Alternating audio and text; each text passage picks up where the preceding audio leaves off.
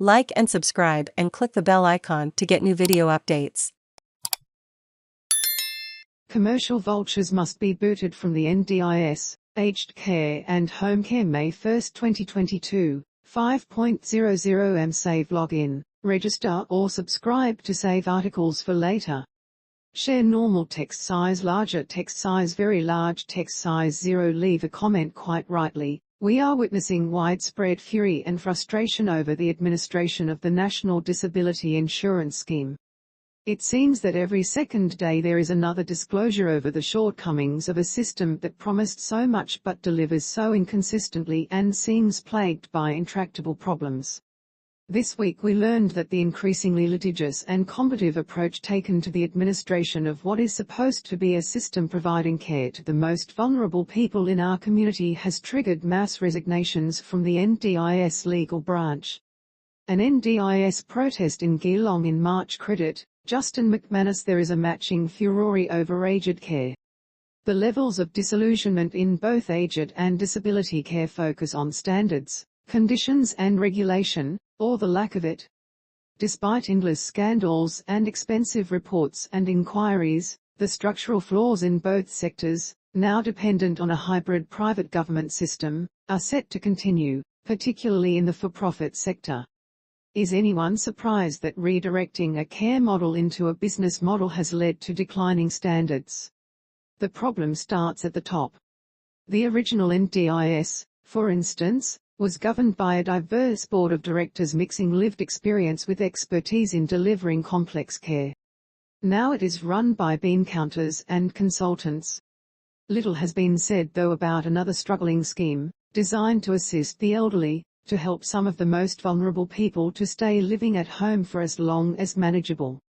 Loudly announced and heavily promoted, the home care package was initially created to promote aging in place by matching personal contributions from the elderly still living at home with government assistance, or professionally managed but with minimum bureaucracy.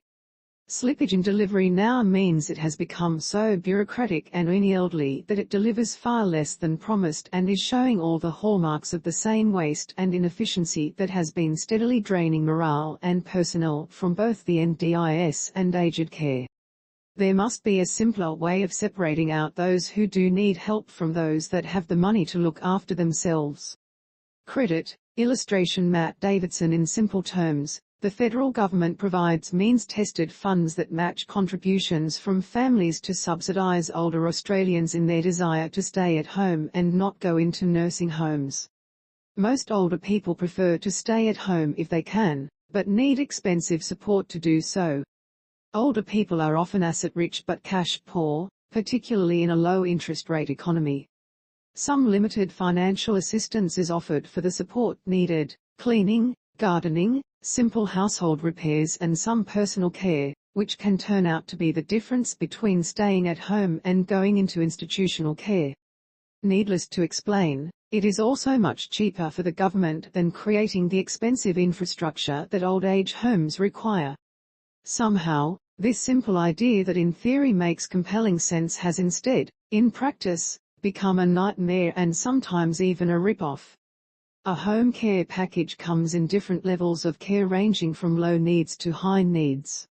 Upon being assessed as eligible, the recipient signs up with a registered provider, which is responsible for delivering services and in turn collects a fee every month. The administration and management fees are entirely separate from what is charged for actually delivering whatever service is needed. From personal experience, the process has become tyranny by paperwork. Even the initial application process is harrowing and intrusive. It requires disclosure of highly personal medical information to a stranger, as well as full financial disclosure, which makes many older people suspicious and anxious.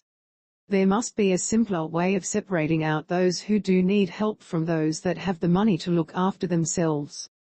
From the most complex problem to the simplest request for access to your own money in the package account, applications are met with a deluge of paperwork. Even the most obvious and unarguable request for access to funds is tied up in a labyrinth of regulation.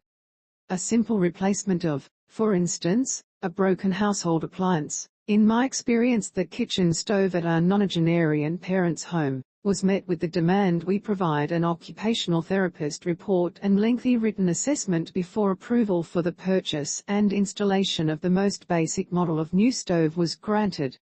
When I discovered that the waiting time and delay in getting a report was 2 to 3 months and that this